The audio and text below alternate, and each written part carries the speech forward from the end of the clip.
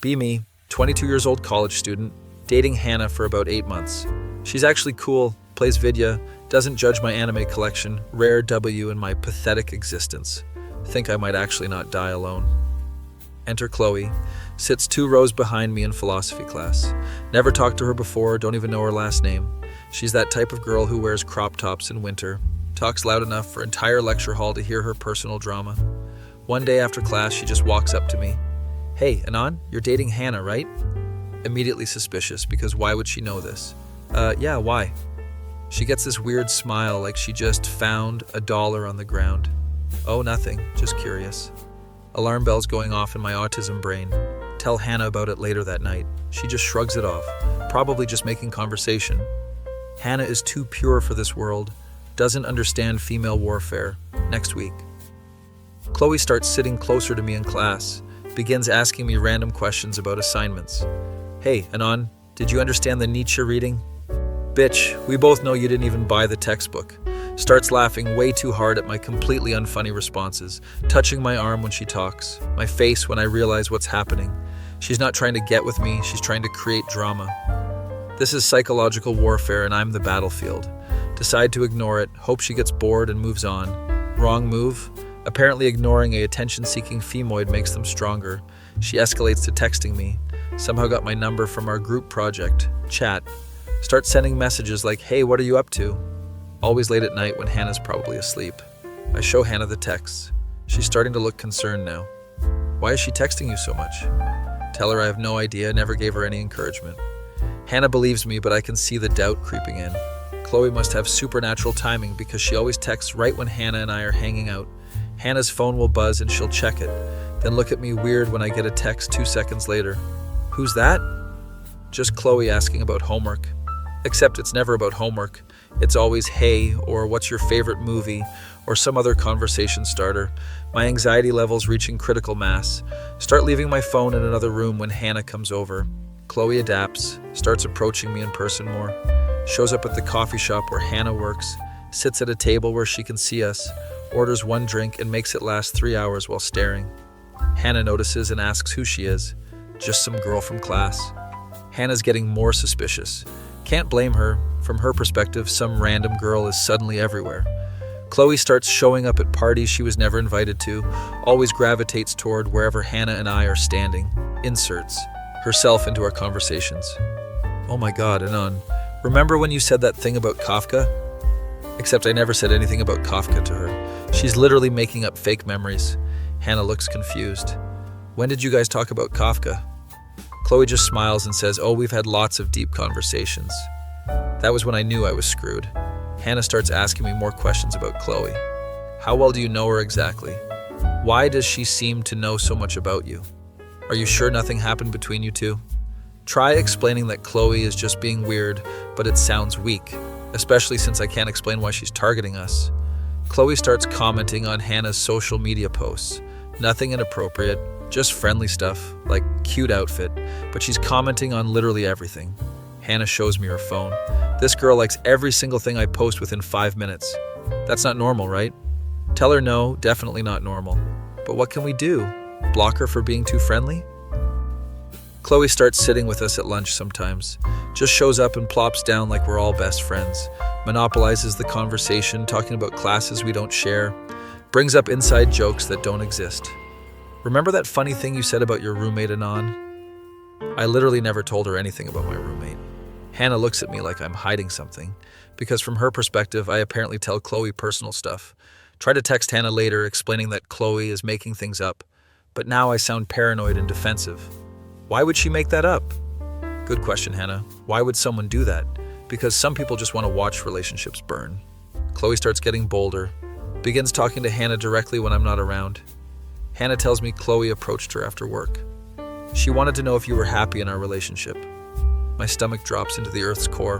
What did you tell her? I said yes, but Anon, why is she asking me that? That's such a weird question for someone you barely know. Can't argue with that logic. Tell Hannah that Chloe seems to be stirring up drama for no reason. Hannah's starting to believe me, but the damage is spreading. Every interaction with Chloe makes our relationship more tense. She's like a virus that slowly corrupts everything. Hannah starts overthinking every text, every conversation. Did you talk to Chloe today? Becomes a daily question. Realize Chloe has successfully made herself the third person in our relationship. Decide to confront her directly. Catch her after class one day. Hey Chloe, can we talk? She acts all innocent. Sure, Anon, what's up? I need you to stop texting me and bothering my girlfriend. She tilts her head like a confused puppy. I'm just being friendly. I thought we were friends. We're not friends, we barely know each other. That's not very nice, Anon. She starts tearing up. That was when I realized I was dealing with a professional victim. I was just trying to be nice and you're being mean to me. Other students walking by start looking at us. Now I look like the jerk making a girl cry. She walks away sniffling dramatically. Think maybe that solved the problem. Wrong again. Chloe tells people I was aggressive toward her. Word gets back to Hannah through mutual friends. Chloe said you yelled at her and made her cry. Explain what actually happened, but it sounds like damage control. Hannah's not mad, but she's definitely confused. Why didn't you just tell me you were going to talk to her? Because I didn't want to make this into a bigger thing, but now it's definitely a bigger thing. Chloe starts avoiding me in class, sits far away, won't make eye contact, acts like she's afraid of me. Professor notices the weird tension, probably thinks we had a bad breakup. Meanwhile, she's still liking all of Hannah's posts, still commenting supportive messages. Hannah shows me. She's being really sweet to me, but she won't talk to you. What did you actually say to her? Starting to feel like I'm losing my mind. Every explanation makes me sound worse. Chloe starts sitting with Hannah at lunch when I'm not there, apparently being supportive about our relationship problems. Hannah comes home confused. Chloe says you've been stressed lately. She thinks maybe you need space. My brain starts making the Windows error sound. Why is she analyzing our relationship? She's just concerned about us. That was when I snapped. Hannah, this girl didn't know we existed 2 months ago. Now she's giving you relationship advice? Can't you see what she's doing? Hannah gets defensive. She's just being a friend. Maybe she sees things we don't.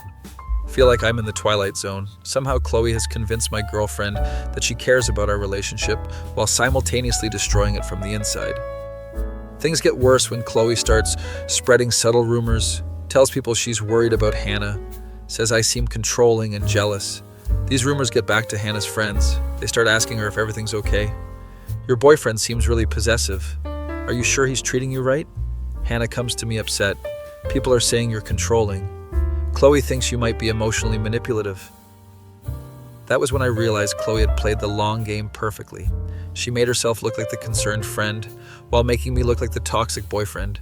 Try to explain the whole timeline to Hannah, how Chloe inserted herself into our lives for no reason, how every interaction was calculated to create drama, but it sounds like a conspiracy theory. So you think she planned all this? What would she even get out of it? Good question. What does she get out of it? Entertainment? Validation? Pure chaos? Some people just like destroying things.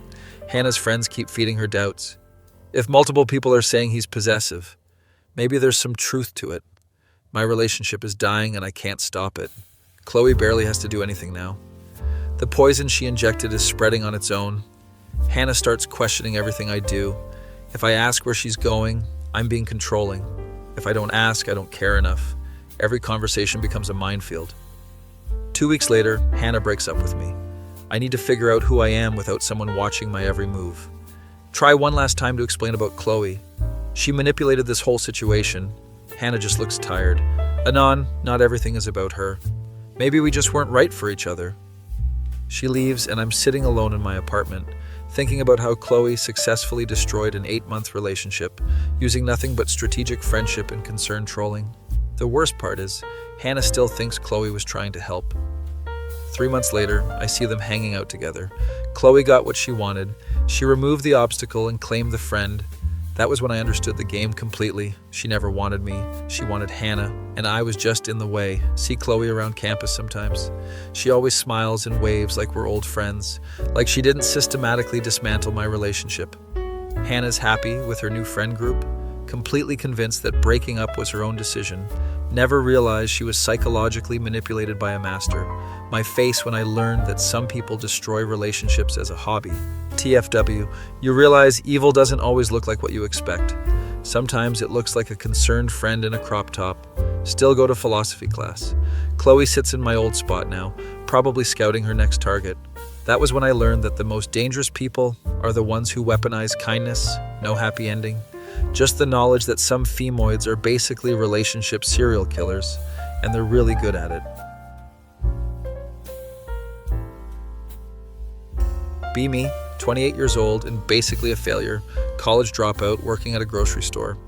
My entire social life consists of Team Fortress 2 and energy drinks. Live alone in a studio apartment that smells like instant ramen. Been playing the same Valve game for like 6 years. Join random server one night around midnight. Some guy with username Reddit spacing 69 is absolutely carrying his heavy, dropping sandwiches for everyone, calling out spies like a radar. Decide to pocket him as medic for the entire match. We steamroll the enemy team without even trying. After the match, he sends me a friend request. Good healing, bro. Want a queue again? First time anyone's complimented my gaming in months. Start playing together regularly over the next few weeks. Turns out his name is Jake. He's 42 years old, works from home doing some tech support job, lives with his elderly mom in a house outside the city, admits he's never had a girlfriend, still a virgin. Gave up on that normie stuff years ago and on. Internet waifus are superior anyway. My face when I realize I found my people. Jake is like the final boss of terminally online, posts on multiple subreddits daily, knows every meme format, has strong opinions about anime titty sizes, collects rare Pepes unironically. His Steam library has over 3,000 games, but only plays Team Fortress 2 and visual novels. We start voice chatting during matches. His voice sounds exactly like you'd expect. Nasally, talks too fast when he gets excited about something. Always eating something crunchy directly into the microphone. Tells me about his daily routine. Wakes up at noon, browses Reddit until 2, works his support job for exactly 4 hours, spends the rest of the day gaming and posting. Living the dream anon. Honestly sounds better than my life.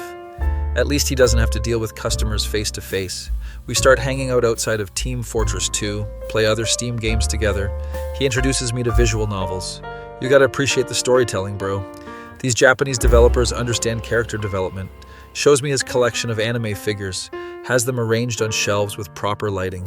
Talks about each one like they're real people. This is Rem from ReZero, she's best girl, obviously. Aqua here is stupid, but that's part of her charm. Never judge him for it, honestly kind of endearing. Jake starts giving me life advice during our gaming sessions. Anon, you're still young, you got time to figure things out. I wasted my 20s caring what people thought. Just embrace being a degenerate. It's honestly liberating. Tells me about his philosophy on work. Do the minimum required, save your real energy for what matters, which is obviously gaming and posting quality content. Starts teaching me about investing. Put $20 a month into index funds. Compound interest is like leveling up, but for money.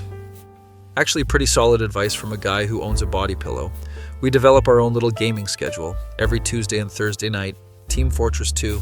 Weekends we try new co-op games. Jake always knows which games are worth playing. Has encyclopedic knowledge of every Steam sale. Never buy anything unless it's at least 60% off. Patience is a virtue anon, especially for PC gaming. He helps me build a better computer. Walks me through picking parts, finding deals. Your current setup is holding you back from true gaming. Spends 3 hours helping me optimize my graphics settings. Starts inviting me to his Discord server. Bunch of other guys in their 30s and 40s, all awkward, all gamers, all surprisingly decent people. They accept me into their group immediately. Jake vouched for you, so you're cool. First time I felt like I belonged somewhere in years. Jake becomes like the older brother I never had. Checks in on me when I don't show up online. Everything okay, Anon? You missed raid night? Gives me pep talks when I'm feeling depressed about my job. Retail is temporary, your KD ratio is forever. Teaches me about meal prep and basic adult stuff. Ramen is fine, but you need some vegetables occasionally. Trust me, I learned this the hard way. Shows me his setup for maximum efficiency. Mini fridge next to his gaming chair. Snacks organized by how loud they are to eat. Loud snacks are for single-player games only. This is basic gamer etiquette and on. We start having deeper conversations late at night. Talks about his regrets, missed opportunities. Should have bought Bitcoin when it was $10.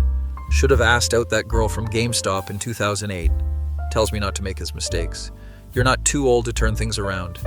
I'm 42 and set in my ways, you still got options. Encourages me to apply for better jobs, helps me write my resume, makes it sound way better than it is.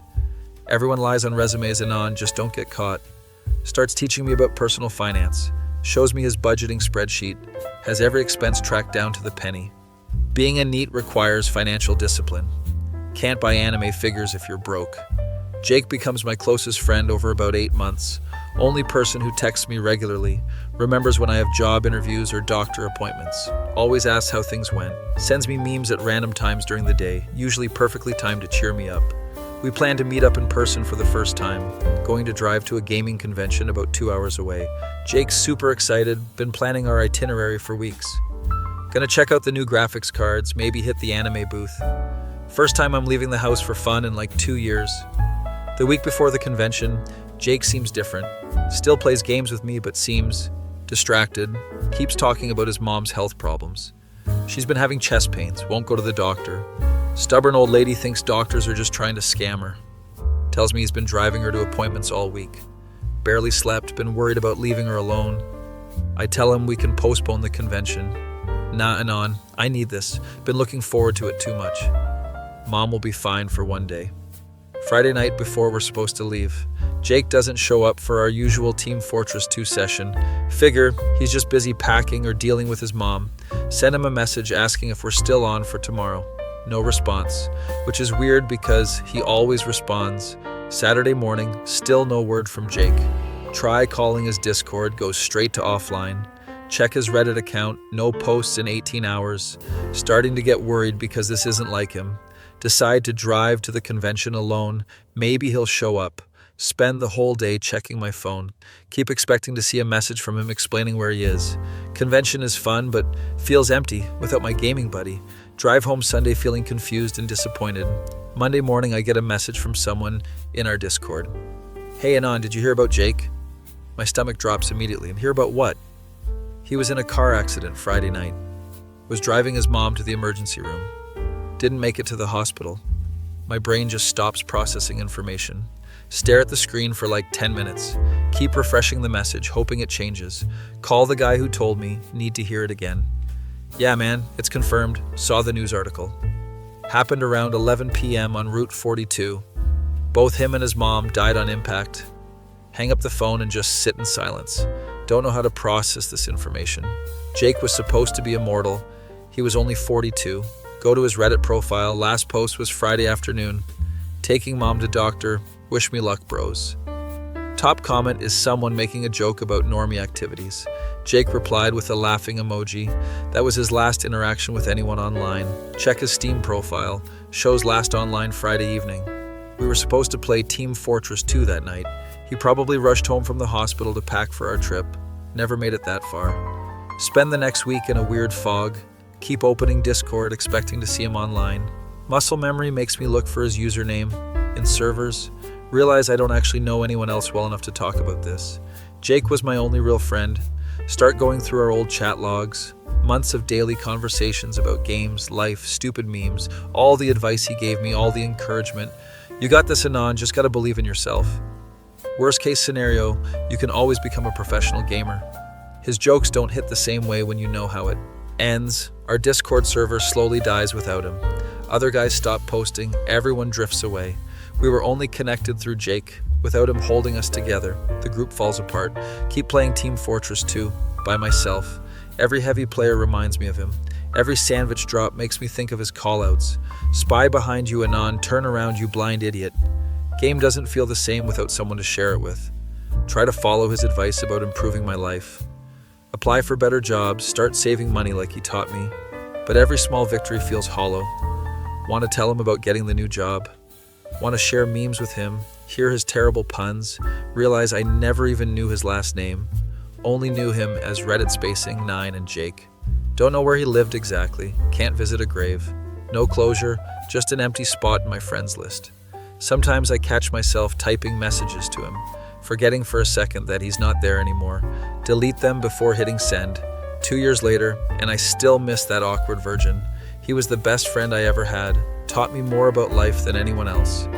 Showed me that being weird is okay if you own it. These events were 2 years ago.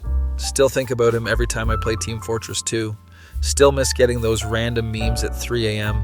Would give anything for one more late-night gaming session, one more terrible joke about anime girls, one more piece of unsolicited life advice. Miss you, Jake. You magnificent degenerate. Hope there's good internet wherever you are. See you, Space Cowboy. Be me, 23 years old, community college student, best friend since middle school is Casey. Total tomboy, wears band shirts and ripped jeans every day, beats me at every video game we play together, can chug a beer faster than most dudes I know, never wears makeup, calls other girls too girly, honestly perfect girlfriend material in my opinion. Problem is, she's made it crystal clear, we're just friends. Anon, you're like a brother to me. Dating, you would be like dating my sibling, gross. Fair enough, friend zone accepted. We hang out literally every day after classes, play Smash Bros, watch horror movies, talk about life. Casey tells me about every guy she hooks up with, usually some Chad from her automotive class. He's hot but dumber than a bag of rocks. Always complains about how these guys treat her. They expect me to act all feminine and submissive. Like, bro, I will literally fight you. Keeps asking why she can't find a good guy. Meanwhile, I'm sitting right there being the perfect guy. But apparently I don't count because I'm safe. Decide to finally accept that we'll never be more than friends. Start putting myself out there, trying to date other people, meet Autumn at a coffee shop near campus.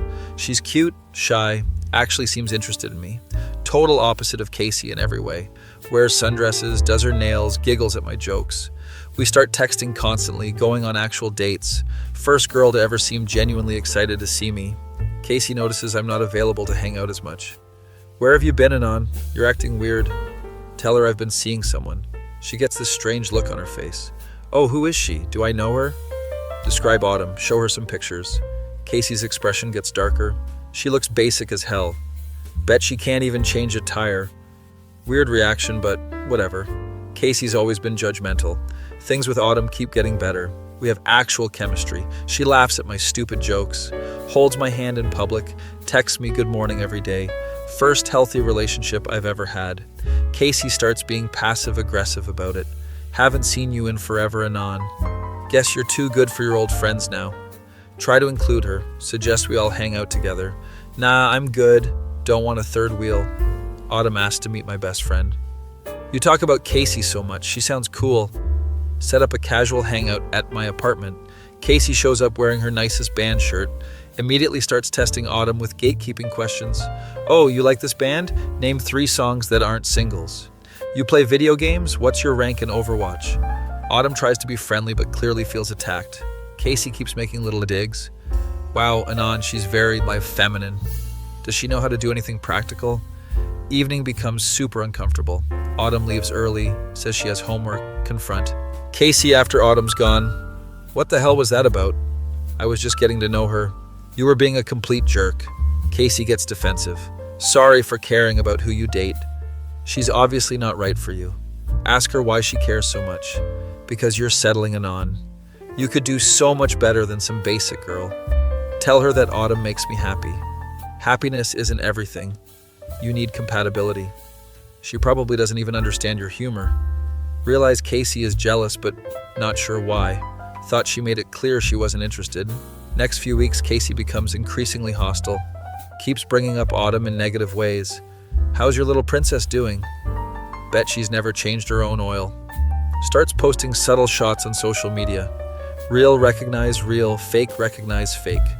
Photos of her working on cars with captions about authenticity. Autumn notices Casey's attitude. Your friend really doesn't like me. Did I do something wrong? Try to defend Casey, but honestly can't explain her behavior. Casey starts trying to monopolize my time. We haven't hung out alone in weeks. She's changing you, Anon. You're different now. Plan a guy's night, playing games like old times. Casey shows up in actually nice clothes, hair done, wearing perfume for once, catches me completely off guard. You look different. Just felt like trying something new. During the night, she keeps making physical contact, touching my arm when she laughs, sitting closer than usual on the couch, starts bringing up memories from when we were younger. Remember when everyone thought we were dating in high school? People always said we'd end up together. My brain starts putting pieces together. Casey, what are you doing? She gets quiet for a minute. I think I made a mistake, Anon.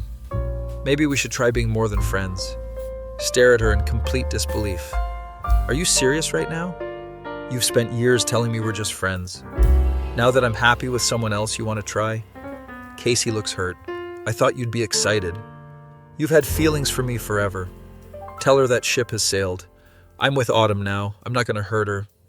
Casey's face goes through several emotions. Hurt, angry, then calculating. Fine, but don't come crying to me when it doesn't work out. Things get worse after that conversation. Casey starts actively sabotaging my relationship. Tells mutual friends that Autumn is controlling. Anon can't hang out anymore. His girlfriend won't let him. Spreads rumors that I'm whipped. He used to be cool, now he's totally domesticated.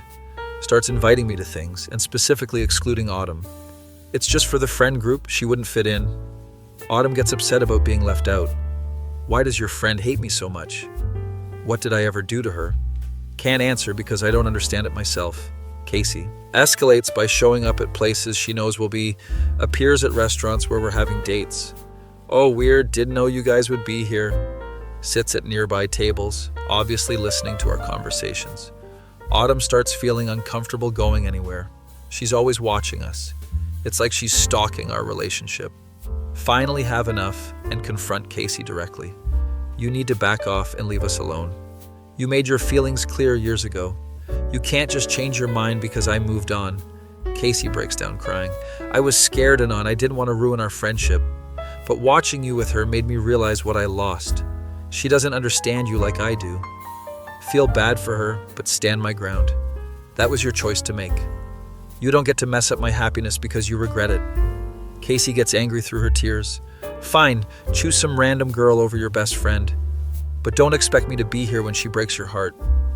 She storms out and blocks me on everything. Mutual friends start taking sides. Some think Casey's being crazy.